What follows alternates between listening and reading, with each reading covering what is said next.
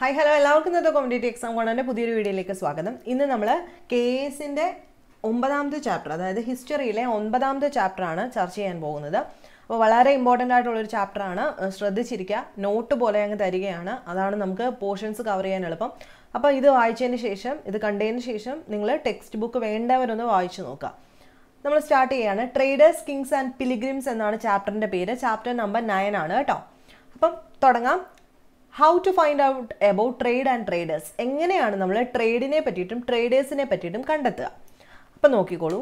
South India was famous for gold, pepper and precious stones. അതായത് പണ്ട് കാലത്തെ south ഇന്ത്യയുടെ കാര്യമാണ് പറയുന്നത്. തെക്കൻ ഇന്ത്യയുടെ കാര്യമാണ് ഇവിടെ തുടങ്ങുന്നത്. പണ്ട് കാലത്ത് തെക്കൻ ഇന്ത്യ എന്ന് പറയുന്നത് സ്വർണം, കുരുമുളക്, പ്രഷ്യസ് ആയിട്ടുള്ള സ്റ്റോൺസിനൊക്കെ വളരെ ഫേമസ് ആയിരുന്നു. In the Roman Empire, pepper was valued so much that it was known as black gold. അപ്പോൾ റോമൻ എംപയറുകളുടെ കാലത്ത് ഈ കുരുമുളകിന് വലിയ പ്രാധാന്യമായിരുന്നു. അവരതിനെ വിളിച്ചിരുന്നത് എന്താണ്? കറുത്ത പൊന്ന് അഥവാ ബ്ലാക്ക് ഗോൾഡ് എന്നായിരുന്നു. So traders carried many of these good to Rome in ship across the sea and by land in caravans. അതുകൊണ്ട് തന്നെ കച്ചവടക്കാരെന്ത് ചെയ്തു? വലിയ രീതിയിലുള്ള അതായത് കൊട്ടക്കണക്കിനാണ് എന്ത് കൊണ്ടുവന്നുകൊണ്ടിരുന്നത്? ഇവിടെ നിന്നുള്ള പല കാര്യങ്ങളും റോമൻ ഷിപ്പിൽ കയറ്റി കടൽ കടത്തി മറ്റ് സ്ഥലങ്ങളിലേക്കും അല്ലെങ്കിൽ ലാൻഡ് വഴി കാരവൻസിലൊക്കെ ലാൻഡിൽ നിന്നും അല്ലെങ്കിൽ ലാൻഡ് റൂട്ട് വഴിയും കടത്തിക്കൊണ്ടിരുന്നു നമ്മുടെ രാജ്യത്തു നിന്നുള്ള പല കാര്യങ്ങളും. Several sea routes were explored by traders and some of these followed the coast. അതായത് പലതരത്തിലുള്ള സീ റൂട്ടുകൾ കണ്ടുപിടിക്കാനായിട്ട് വേണം. നമ്മൾ ഹിസ്റ്ററിയിൽ പഠിക്കുന്നുണ്ട് അല്ലേ? സീ റൂട്ട് വഴിയാണ് ആദ്യമായിട്ട് യൂറോപ്യൻസ് നമ്മുടെ രാജ്യത്തേക്ക് വന്നതെന്നൊക്കെ നമ്മൾ ഹിസ്റ്ററിയിൽ പഠിക്കുന്നുണ്ടല്ലോ. അങ്ങനെ പല സീ റൂട്ടുകളും ഇങ്ങോട്ട് വരാനായിട്ട് കണ്ടെത്തുകയും there were other across the Arabian Sea and the Bay of Bengal. അങ്ങനെ എന്താണ്? ചിലരൊക്കെ Arabian sea, bay of Bengal വഴി വരുന്നു. where sailors took advantages of monsoon wind to cross the sea more quickly. നമ്മൾ ജോഗ്രഫിയിൽ പഠിക്കുന്നുണ്ട് അല്ലേ? നമ്മുടെ മൺസൂണിൻ്റെ ആ ഒരു വിൻഡ് ഇവർക്ക് ഒരുപാട് അഡ്വാൻറ്റേജ് ഉണ്ടാക്കി. എത്രയും പെട്ടെന്ന് എന്താണ് കാറ്റടിക്കുന്ന ദിശ ഇന്ത്യയിലേക്ക് വരാനായിട്ട് അവരെ ഒരുപാട് ഹെൽപ്പ് ചെയ്തിരുന്നു. ഇനി new kingdoms along the cost. എങ്ങനെയാണ് കോസ്റ്റിൻ്റെ അടുത്തായിട്ട്, അതായത് തീരപ്രദേശങ്ങളിൽ പുതിയ പുതിയ രാജ്യങ്ങൾ വരാനായിട്ട് തുടങ്ങി, കിങ്ഡംസ് ഫോം ചെയ്യാൻ തുടങ്ങി. The southern half of the subcontinent was marked by a long coastline and with hills, plateaus and river valleys. Southern half of the sub continent എന്ന് വെച്ച് കഴിഞ്ഞാൽ എന്താണ്? നമ്മുടെ സബ് കോണ്ടിനെന്റിന്റെ സദേൺ ഹാഫ് എന്ന് പറയുമ്പം തമിഴ്നാട്, കർണാടക, കേരളം ഉൾപ്പെടുന്ന ആ ഒരു പ്രദേശമാണ് southern half of the sub continent. അവിടെ എന്താണ്? അവിടെ ആ തീരപ്രദേശങ്ങളിൽ നിറച്ച് ഒരുപാട് ഹിൽസും പ്ലേറ്റ്യൂസും റിവർ വാലീസും ഒക്കെ ഉള്ള സ്ഥലങ്ങളാണ്. Kaveri was the most fertile amongst the river valleys. Kaveri എന്ന് പറയുന്നതാണ് ഏറ്റവും ഇമ്പോർട്ടൻ്റ് ആയിട്ട് നമ്മൾ ഫെർട്ടൈൽ ആയിട്ടുള്ള ലാൻഡ് എന്ന് പറയത്തില്ല. എന്ന് വെച്ച് കഴിഞ്ഞാൽ വളരെ ഫലഭൂയിഷ്ടമായ മണ്ണാണ് അവിടെ.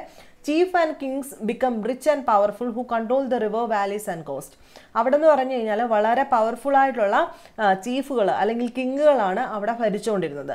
സംഘം പോയംസ് നമ്മൾ പഠിച്ചിട്ടുണ്ട്. സംഘകാലം അല്ലേ? കേരളത്തിൻ്റെ അല്ലെങ്കിൽ തമിഴ്നാടിൻ്റെ സംഘകാലത്തെ പറ്റിയിട്ട് കേരളത്തിലെ പഠിക്കുമ്പോൾ നമ്മൾ പറയുന്ന ഒരു കാര്യമാണ് സംഘം പോയംസ് അല്ലേ? അവിടെ മൂവണ്ടർ എന്ന് പറയുന്ന ഒരു ടേം യൂസ് ചെയ്യുന്നതായിട്ട് കാണുന്നുണ്ട്. ആ ഒരു ടേം എന്ന് പറയുന്ന ഒരു തമിഴ് മീനിങ് ആണ്, ഒരു തമിഴ് വേർഡാണ് മൂവണ്ടർ. എന്ന് വെച്ച് കഴിഞ്ഞാൽ എന്താണ്? 3 ചീഫുകൾ എന്നാണ് അർത്ഥം. അല്ലെങ്കിൽ used for the head of 3 ruling families. 3 ruling ഫാമിലീസിനെയാണ് മൂവണ്ടർ എന്ന് വിളിച്ചിരുന്നത്. ആരൊക്കെ? ചോള, ചേര, പാണ്ഡ്യ അല്ലേ? 3 പേരായിരുന്നു. ചോളന്മാര്, ചേരന്മാര്, പാണ്ഡ്യന്മാര്. Who become powerful in South India around 2300 years ago. ഏകദേശം 2300 വർഷങ്ങൾക്ക് മുമ്പ് നമ്മുടെ സൗത്ത് ഇന്ത്യ ഭരിച്ചിരുന്നത് ഈ 3 ആൾക്കാരായിരുന്നു അല്ലെ? മൂവണ്ടർ എന്ന് വിളിക്കുന്ന സംഘം പോയംസിനകത്ത് മൂവണ്ടർ എന്ന് വിശേഷിപ്പിക്കുന്ന ചോള, ചേര, പാണ്ഡ്യന്മാരായിരുന്നു. നോക്കാം. Each of these chief had 2 centres of power. അതായത് ഈ 3 ചീഫുകൾക്കും 2 സെന്റേഴ്സ് ഓഫ് പവർ ആണ്. ഒന്ന് ഇൻലാൻഡും and one on the coast. അപ്പം 2 രീതിയിലാണ്. ഒന്ന് കോസ്റ്റ് അല്ലെങ്കിൽ ഇൻലാൻഡിനകത്താണ് ഇവർക്ക് പവർ ഉണ്ടായിരുന്നത്. Among the 6 cities 2 were important. അതായത് ഏകദേശം 6 സിറ്റികളിൽ 2 ഇമ്പോർട്ടൻ്റ് ആണ്. അത് ഏതൊക്കെയാണ്? പുഹാർ അല്ലെങ്കിൽ കാവേരി പട്ടണം എന്ന് വിളിക്കുന്നത്, the port of Cholas and Madurai the capital of Pandyas. ഏതൊക്കെയായിരുന്നു ഇമ്പോർട്ടൻ്റ്? പുഹാർ, അതിൻ്റെ മറ്റൊരു പേരാണ് കാവേരി പട്ടണം. അതെന്താണ്? Port of ചോളന്മാരുടെ പോർട്ടും. മധുര എന്ന് പറയുന്നത് ആരുടെ ക്യാപിറ്റൽ ആയിരുന്നു? പാണ്ഡ്യന്മാരുടെ ക്യാപിറ്റൽ ആയിരുന്നു. Instead of regular taxes the chief demanded and received gift from the people. അതായത് റെഗുലറായിട്ട് ഇവർ ടാക്സ് വാങ്ങിക്കുന്നുണ്ട്. അതുപോലെ തന്നെ മറ്റെന്താണ് പറയുന്നത്, ചീഫുകൾ ഡിമാൻഡ് ചെയ്തുകൊണ്ട് ഇന്നെന്താണ് ആൾക്കാരിൽ നിന്നും അല്ലാതെ ഗിഫ്റ്റുകളും സ്വീകരിച്ചുകൊണ്ടിരുന്നു. They use to go on military expeditions to collect tribute from neighbouring areas. അതായത് മിലിറ്ററി ഉണ്ടല്ലോ ഇവർക്ക്, അവർക്ക് വേണ്ടിയിട്ടുള്ള ചെലവിനൊക്കെ അവരെന്താണ് നൈബറിംഗ് ഏരിയാസിൽ നിന്നും കളക്ട് ചെയ്തുകൊണ്ടിരുന്നു പൈസയൊക്കെ. Some of the wealth they kept for themselves and the rest they distributed among their supporters including members of their family, soldiers and poet. അപ്പം ചിലതെന്ന് പറഞ്ഞു കഴിഞ്ഞാൽ എന്തായിരുന്നു, some of the wealth they kept for themselves, അതായത് ചിലത് അവർ സ്വന്തമായിട്ട് വെച്ചിരുന്നു. And rest they distributed among their supporters, ബാക്കി ഇവരെ എന്ത് ചെയ്തുകൊണ്ടിരുന്നു, ഇവരെ സപ്പോർട്ട് ചെയ്യുന്ന ആൾക്കാരുണ്ടല്ലോ, ഈ പണ്ടത്തെ രാജാക്കന്മാർ അങ്ങനെയാണല്ലോ, ഇവരെ സപ്പോർട്ട് ചെയ്ത് നിൽക്കുന്ന ആൾക്കാരെ അങ്ങ് അകമഴിഞ്ഞ് സഹായിക്കും അല്ലേ, മറ്റുള്ളവർക്ക് കൊടുക്കും, including members of their family, family മെമ്പേഴ്സിനും സോൾജേഴ്സിനും പോയറ്റിനും ഒക്കെ. അപ്പോൾ പണ്ട് കാലത്ത് പോയറ്റ്സിനും ഡാൻസേഴ്സ് ഒക്കെ ഉണ്ടല്ലേ, അവർക്കൊക്കെ വാരിക്കോരി കൊടുക്കുമായിരുന്നു. Many poets compositions were found in Sangam collection who were awarded precious stones, gold, horses, elephant chariots and fine cloth. അപ്പോൾ പണ്ട് കാലത്ത് ഈ പോയറ്റുകളൊക്കെ എന്തെഴുതും, ഒരുപാട് കവിതകളൊക്കെ എഴുതും. ഈ കവിതകൾക്കകത്ത് ശരിക്കും എന്താണ് ഇവരെ പറ്റിയിട്ടുള്ള ഇൻഡെപ്തായിട്ടുള്ള ഇവരെ പുകഴ്ത്തി പാടുന്ന കാര്യങ്ങളൊക്കെ ഉണ്ടല്ലോ. അങ്ങനെ വായിച്ചു കഴിയുമ്പോഴത്തേക്കും ഇവർക്ക് എന്ത് കൊടുക്കും, പ്രഷ്യസ് ആയിട്ടുള്ള സ്റ്റോണുകൾ, ഗോൾഡുകൾ, ഇഷ്ടംപോലെ കുതിര, ആന, അങ്ങനത്തെ തേരുകൾ, ക്ലോത്ത്, നല്ല നല്ല പട്ട് തുണികളൊക്കെ കൊടുക്കും. Around 200 years later a dynasty known as Satavahanas, ശതവാഹനന്മാരെന്ന് പറയും, Satavahanas, a dynasty known as Satavahanas become powerful in western India.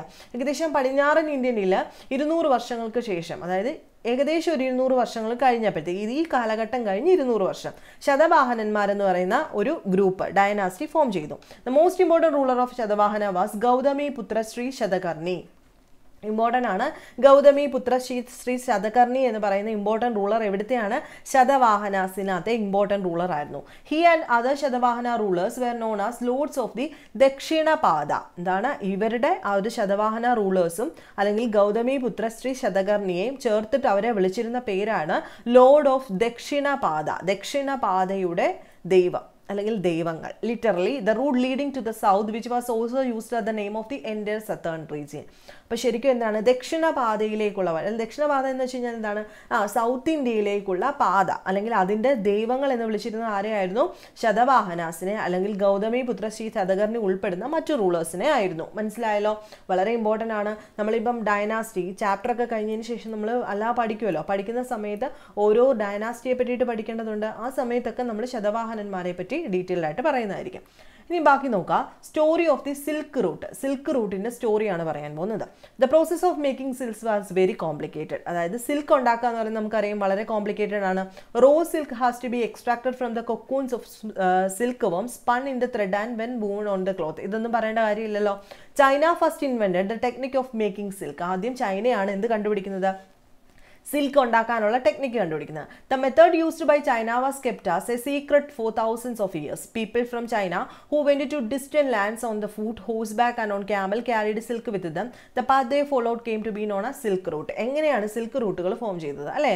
അപ്പോൾ എങ്ങനെയാണ് ഫോം ചെയ്തിരിക്കുന്നത്, ചൈനയാണ് ആദ്യമായിട്ട് സിൽക്ക് കണ്ടുപിടിക്കുന്ന ടെക്നിക്ക് ഉണ്ടാക്കിയത്. The method used by China was kept as a secret of thousands of years. അതായത് എങ്ങനെ സിൽക്ക് ഉണ്ടാക്കുന്നത് എന്നുള്ള കാര്യം ചൈനക്കാർ വർഷങ്ങളായിട്ട് അല്ലെങ്കിൽ thousands of years ആയിട്ട് സീക്രട്ട് ആയിട്ട് വെച്ചിരുന്നു. People from China who went to distance land on foot. അതായത് ചൈനയിൽ നിന്നുള്ള ആൾക്കാർ ഒന്നുകിൽ നടന്ന് അല്ലെങ്കിൽ കുതിരപ്പുറത്തൊക്കെ വെച്ച് ക്യാമലിൻ്റെ പുറത്തൊക്കെ വെച്ചിട്ടാണ് സിൽക്ക് എങ്ങോട്ട് കൊണ്ടുവരുന്നത്, നമ്മുടെ രാജ്യങ്ങളിലേക്കൊക്കെ കൊണ്ടുവരുന്നത്. അപ്പോൾ ആ പാത്ത്, ആ വന്നുകൊണ്ടിരുന്ന പാത്തിനെ വിളിച്ചിരുന്ന പേരാണ് സിൽക്ക് റൂട്ട്. മനസ്സിലായോ? Chinese rulers sometimes and gift of silk to rulers in Iran and West Asia. പടിഞ്ഞാറൻ ഏഷ്യയിലേക്കും ഇറാനിലെ റൂളേഴ്സിനും ഒക്കെ ചൈനക്കാർ ഗിഫ്റ്റ് കൊടുക്കും. എന്ത്? Silk. Due to which the knowledge of silk spread further west. അങ്ങനെ വന്നു കഴിഞ്ഞപ്പോഴത്തേക്കും പടിഞ്ഞാറൻ രാജ്യങ്ങളിലെല്ലാം തന്നെ സിൽക്കിൻ്റെ ഒരു നോളജ് സ്പ്രെഡ് ആവാൻ തുടങ്ങി. Amongst the rulers and rich people in Rome wearing silk become the fashion about 2000 years ago. ഏകദേശം 2000 വർഷങ്ങൾക്ക് മുമ്പ് റോമിലെ രാജ്യങ്ങളിലുള്ള താമസിച്ചിരുന്ന റിച്ച് ആയിട്ടുള്ള ആൾക്കാർക്കൊക്കെ ഈ സിൽക്ക് ഒക്കെ ഇട്ടുകൊണ്ട് നടക്കുക എന്നുള്ളൊരു ഫാഷനായിട്ട് മാറി. That period silk was very expensive and it had to be brought all the way from China via routes through mountains and desert. അപ്പോൾ ആ സമയത്ത് എന്ന് പറയുന്നത് സിൽക്കിന് ഭയങ്കര വിലയാണ് അല്ലേ. As it had to be brought all the way away from China via roads. അതായത് മൗണ്ടൻസ് നമുക്കറിയാം ചൈനയിൽ നിന്നും ഇറാനിലേക്കും മറ്റ് പടിഞ്ഞാറൻ രാജ്യങ്ങളിലേക്കൊക്കെ പോകുമ്പോൾ ഒരുപാട് ഡെസേർട്ടുകളുണ്ട്, മൗണ്ടൻസ് ഉണ്ട്. അപ്പോൾ ഇതെല്ലാം കടന്നിട്ടാണ് ചൈനക്കാർ ഈ സിൽക്കൊക്കെ എവിടേക്ക് എത്തിക്കുന്നത്? പടിഞ്ഞാറൻ ഏഷ്യയിലേക്കൊക്കെ എത്തിച്ചു തുടങ്ങിയത്.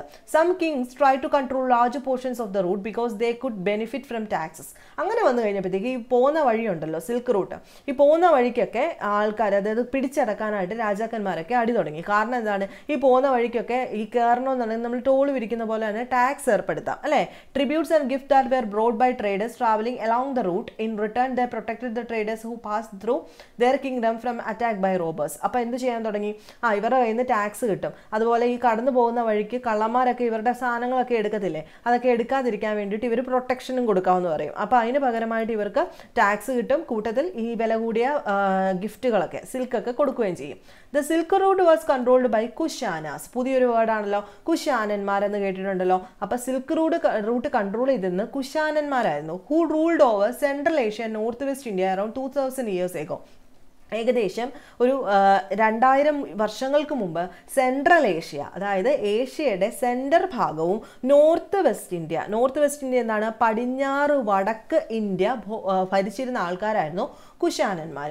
ദേ two were major centres of power were Peshawar and മധുര.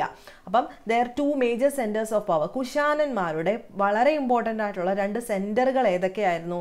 ഒന്ന് പെഷ്വാറും മധുര. ഈ മധുര ഡി അല്ല, മധുരയാണ്, മധുരയുമായിരുന്നു. Takshashila was also included. Taxila അല്ലെങ്കിൽ തക്ഷശില എന്ന് പറയാം, was also included in their kingdom. During their rule a branch of silk route extended from central Asia down to the sea port at the mouth of the river Indus, from where silk was shipped westward to the Roman Empire. അപ്പോൾ ഇവരുടെ കാലത്ത് ഇവരുടെ rule നടക്കുമ്പോൾ a branch of silk route എങ്ങനെ extend ആയി? Central Asia down to the sea port at the mouth of river Indus river ഒഴുകുന്ന സ്ഥലമൊക്കെ അറിയാലോ, അവിടെ വഴി എങ്ങോട്ട്? റോമൻ എംപയറിലേക്ക് എത്തിക്കാനായിട്ട് തുടങ്ങി. അപ്പം കുശാനന്മാരുടെ ഭരണത്തെ പറ്റിയിട്ടും അവരുടെ മേജർ സെൻറ്റേഴ്സിനെ പറ്റിയിട്ടും ഒക്കെ ഇവിടുന്ന് ക്വസ്റ്റ്യൻ വരാം. ഇനി നോക്കുക, സ്പ്രെഡ് ഓഫ് ബുദ്ധിസം. നമ്മൾ കഴിഞ്ഞ ക്ലാസ്സിൽ ബുദ്ധിസത്തിനെ പറ്റിയിട്ട് പറഞ്ഞിട്ടുണ്ടായിരുന്നല്ലോ. അപ്പോൾ സ്പ്രെഡ് ഓഫ് ബുദ്ധിസം ആണ് അടുത്ത് പറയാൻ പോകുന്നത്. Kanishka was the most famous Kushana ruler who ruled around ഏകദേശം 1900 വർഷങ്ങൾക്ക് മുമ്പ് കനിഷ്കയായിരുന്നു കുശാന റൂളറിലെ ഏറ്റവും ഫേമസ് ആയിട്ടുള്ളത്. He organise a Buddhist council where scholars met and discussed important matters. അപ്പോൾ എന്താണ് ബുദ്ധിസ്റ്റ് കൗൺസിൽ എന്ന് പറഞ്ഞു കഴിഞ്ഞാൽ? ഈ സ്കോളേഴ്സ് എന്ന് വെച്ച് കഴിഞ്ഞാൽ ബുദ്ധിസത്തെ പറ്റിയിട്ട് അറിയാവുന്ന ആൾക്കാരൊക്കെ ഒരുമിച്ച് ചേർന്നിട്ട് അതിനെ പറ്റിയിട്ട് ഇമ്പോർട്ടൻ്റ് ആയിട്ടുള്ള ഡിസ്കഷൻസ് നടത്തും. അതാണ് ഈ ബുദ്ധിസ്റ്റ് കൗൺസിൽ എന്ന് പറയുന്നത്. അപ്പോൾ കനിഷ്കൻ, കുശാന റൂളറായിരുന്ന കനിഷ്കനാണ് ബുദ്ധിസ്റ്റ് കൗൺസിൽ ഓർഗനൈസ് ചെയ്തത്. അതിനുശേഷം നോക്കുക, അശ്വഘോഷ, സ്ഥിരം ക്വസ്റ്റ്യൻ ആണ്. അശ്വഘോഷ, a poet who composed a biography of Buddha, the Buddha Charita lived in his court. അപ്പം അശ്വഘോഷ ഉണ്ടായിരുന്ന കോർട്ട് ആരുടേതായിരുന്നു എന്ന് ചോദിച്ചാൽ കനിഷ്കൻ്റെതായിരുന്നു. അദ്ദേഹം ഒരു കുശാന റൂളറായിരുന്നു. ബുദ്ധിസ്റ്റ് കൗൺസിൽ ഓർഗനൈസ് ചെയ്തിട്ടുണ്ട്. അപ്പം അശ്വഘോഷ എന്താ എഴുതിയിട്ടുണ്ട്? ബുദ്ധൻ്റെ ബയോഗ്രഫി എഴുതിയ ആളാണ് അശ്വഘോഷ. ബുക്കിൻ്റെ പേരെന്താണ്? ബുദ്ധചരിത എഴുതിയത് അശ്വഘോഷയാണ്. ആരുടേതാണ്? അദ്ദേഹത്തിൻ്റെ സദസ്യനായിരുന്നു. ആരുടെ സദസ്യനായിരുന്നു അശ്വഘോഷൻ? കനിഷ്കൻ്റെ സദസ്യനായിരുന്നു. കനിഷ്കൻ എന്ത് ഓർഗനൈസ് ചെയ്തിട്ടുണ്ട്? ബുദ്ധിസ്റ്റ് കൗൺസിൽ ഓർഗനൈസ് ചെയ്തിട്ടുണ്ട്. ഡൗട്ട് ഒന്നുമില്ലല്ലോ. എന്താണ് ഒരു ബുദ്ധിസ്റ്റ് കൗൺസിൽ? ബുദ്ധിസത്തെ പറ്റിയിട്ട് അറിയാവുന്ന സ്കോളേഴ്സ്, സന്യാസിമാർ ഒരുമിച്ച് ചേർന്ന് ബുദ്ധിസത്തെ പറ്റിയിട്ട് ഓരോ ക്ലാസ് എടുക്കുകയും അല്ലെങ്കിൽ അത് ഡിസ്കസ് ചെയ്യുന്ന ഒരു വേദിയാണ് ബുദ്ധിസ്റ്റ് കൗൺസിൽ. ഡൗട്ട് ഒന്നുമില്ലല്ലോ. നെക്സ്റ്റ് നോക്കാം, Mahayana Buddhism, a new form of Buddhism develop which had 2 distinct features. പുതിയതായിട്ടൊരു ബുദ്ധിസം എമർജ് ചെയ്തു വരുന്നു. എന്താണ്? മഹായാന ബുദ്ധിസം, ഒരു പുതിയ ഫോം ഓഫ് ബുദ്ധിസം ആയിരുന്നു. അതിന് 2 ഡിസ്റ്റിങ്ക്ട് ഫീച്ചേഴ്സ് ഉണ്ട്. എന്താണ്? ഏർലിയർ, മുമ്പ് Buddha's presence was shown in sculptures by using certain signs. For instance, his attainment of enlightenment was shown by sculptures of the peepal tree. Later statues of Buddha were made in Mathura and Takshashila. അപ്പം നേരത്തെ എന്ന് പറയുന്നത് ബുദ്ധന്റെ presence എങ്ങനെയാണ്? പ്രതിമകളൊക്കെ ഉണ്ടായിരുന്നു അല്ലേ? Certain signs ഉള്ള പ്രതിമകൾ ഉണ്ടായിരുന്നു. അതായത് അദ്ദേഹത്തിന്റെ എൻലൈറ്റ്മെന്റ് കാണിച്ചിരിക്കുന്നത് എങ്ങനെയാണ്? നമ്മൾ ബുദ്ധന്റെ പടം കാണുന്നത് എങ്ങനെയാണ്? പീപ്പിൾ ട്രീയുടെ താഴെ ഇരുന്നിട്ട് മെഡിറ്റേറ്റ് ചെയ്യുകയാണ് അല്ലേ? Latest statues of Buddha were made in Mathura. അതിനുശേഷം തക്ഷശിലയിലും മധുരയിലും എല്ലാം ഇങ്ങനത്തെ സ്റ്റാച്യൂസ് ഒക്കെ വെക്കാൻ തുടങ്ങി. ഇനി Bodhisattvas were suppose to be the person who had attain enlightenment and after attaining enlightenment they could live in complete isolation and meditate in peace. Bodhisattvas എന്ന് പറയുന്ന ഒരു ഗ്രൂപ്പ് ശ്രദ്ധിക്കുക. Bodhisattvas were suppose to be a person, എന്താണ് അവരെന്ന് വെച്ച് കഴിഞ്ഞാൽ enlightenment കിട്ടിക്കഴിഞ്ഞ് കഴിഞ്ഞാൽ and after attaining enlightenment they could live in complete isolation meditate in peace. Enlightenment കിട്ടിക്കഴിഞ്ഞാൽ മാറി ഒറ്റയ്ക്ക് ഇരുന്നിട്ട് കംപ്ലീറ്റ് ആയിട്ട് എന്ത് ചെയ്യും, മെഡിറ്റേറ്റ് ചെയ്തുകൊണ്ടിരിക്കും. But they remain in the world to teach the and help other people. അവരെന്ത് ചെയ്യും, ലോകം മുഴുവൻ ചുറ്റി നടന്നിട്ട് എന്ത് ചെയ്യും, മറ്റ് ആൾക്കാരെ പഠിപ്പിക്കുകയും ഹെൽപ്പ് ചെയ്യുകയും ചെയ്യും. In India Buddhism was spread to the western and eastern region. എന്താണ് അതായത് ഇന്ത്യയിൽ Buddhism was spread to the western and eastern region. അതായത് ഈസ്റ്റേൺ റീജിയനിലും വെസ്റ്റേൺ റീജിയനിലും ഒക്കെ സ്പ്രെഡായി. Were dozens of cave were hollowed out of hill for monk to live. അതായത് ഇഷ്ടംപോലെ ഗുഹകളൊക്കെ ഉണ്ടല്ലോ നോർത്ത് ഇന്ത്യയിലോട്ട് പോകുമ്പോൾ, അവിടെയൊക്കെ എന്ത് താമസിച്ചിരുന്നു, ഈ മോങ്സ് ഒക്കെ താമസിച്ചിരുന്നു, സന്യാസിമാർ. Some of these caves were made on the orders of kings and queens, others by merchants and farmers.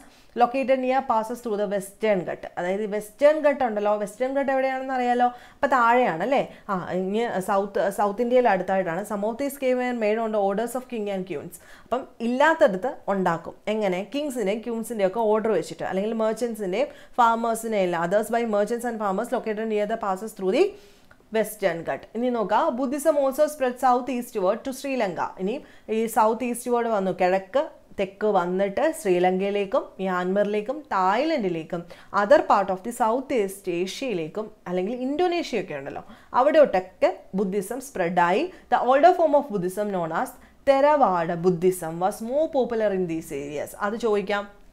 ഈ ഏരിയാസിലൊക്കെ ഏറ്റവും പഴയ ബുദ്ധിസം എന്താണ്, തെരവാഡ ബുദ്ധിസം. അതായിരുന്നു ഈ ഏരിയയിലൊക്കെ ഫോളോ ചെയ്തിരുന്നത്.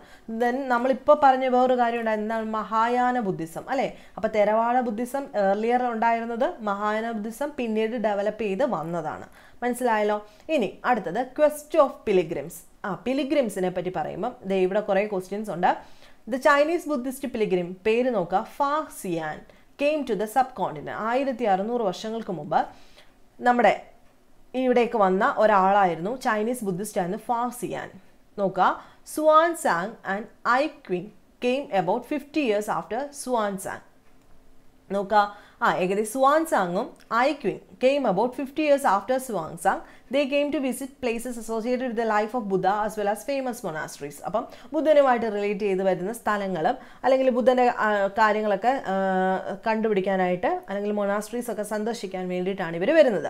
Each of these pilgrims wrote of the dangers they encountered on their travel which took years of the countries and the monasteries that they visit and book they carried back with them. അതായത് ഇവർ ബുക്കൊക്കെ എഴുതി വെക്കാനായിട്ടാണ് വന്നത്. Each of these പിലിഗ്രിംസ് road the dangers, അതായത് വന്ന സ്ഥലത്ത് അല്ലെങ്കിൽ travel ചെയ്ത സ്ഥലത്ത് അവർ കണ്ട കാര്യങ്ങൾ, അവർ നേരിട്ട അപകടങ്ങളെ പറ്റിയിട്ടൊക്കെ അവർ എഴുതി വെച്ചു.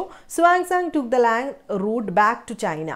Suang Sang took the land route back to China. He carried back statues of the Buddha made of gold, silver and sandalwood and over 600 manuscripts loaded on the back of 20 horses. തിരിച്ചു പോയത് സുവാങ് San തിരിച്ചു പോയത് land റൂട്ടിലൂടെയാണ്. അപ്പോൾ പോയ സമയത്ത് ഇദ്ദേഹം ബുദ്ധൻ്റെ ഗോൾഡും സിൽവറും സാൻഡൽവുഡും ഒക്കെ കൊണ്ട് നിർമ്മിച്ചിരിക്കുന്ന പ്രതിമകളും അതുപോലെ 600 കൈ കൊണ്ട് എഴുതിയ സ്ഥാനങ്ങൾ മാനുസ്ക്രിപ്റ്റ്, അത് 20 ഹോഴ്സിൻ്റെ പുറത്ത് വെച്ച് 600 മാനുസ്ക്രിപ്റ്റ്സ് ഒക്കെ ആയിട്ടാണ് പോയത്. Over 50 manuscripts were lost when the boat on which he was crossing the Indus capsize. അതായത് ഇദ്ദേഹം ബോട്ടിൽ കയറി പോകുന്ന ഇൻഡസ് ക്രോസ് ചെയ്യുന്ന സമയത്ത് ഏകദേശം 50ഓളം manuscript കളഞ്ഞുപോയി. He spent the rest of his life translating the remaining manuscript from Sanskrit into Chinese. ശേഷമുള്ള ഇദ്ദേഹത്തിൻ്റെ ജീവിതത്തിൽ സംസ്കൃതത്തിൽ എഴുതിയിരിക്കുന്ന ഈ മാനുസ്ക്രിപ്റ്റ് എല്ലാം അദ്ദേഹം ചൈനീസിലേക്ക് മാറ്റി എന്നാണ് പറയുന്നത്. ഇനി ഭക്തി മൂവ്മെൻറ്റ് എന്ന് കേട്ടിട്ടുണ്ടോ, അതിനെ പറ്റിയിട്ടാണ് പറയുന്നത്. ദ ബിഗിനിങ് ഓഫ് ഭക്തി. During this time the worships of certain deities Shiva, Vishnu and goddess such as Durga gain importance in Hinduism. Important ആണ് അന്ന്. അതായത് ഈ ഒരു സമയത്താണ് ശിവനെ പൂജിക്കുന്ന ആൾക്കാർ വൈഷ്ണവര്, ശൈശവര് അങ്ങനെ കേട്ടിട്ടില്ലേ, അതുപോലെ ദുർഗയൊക്കെ ആരാധിക്കാൻ തുടങ്ങി ഹിന്ദുക്കൾ.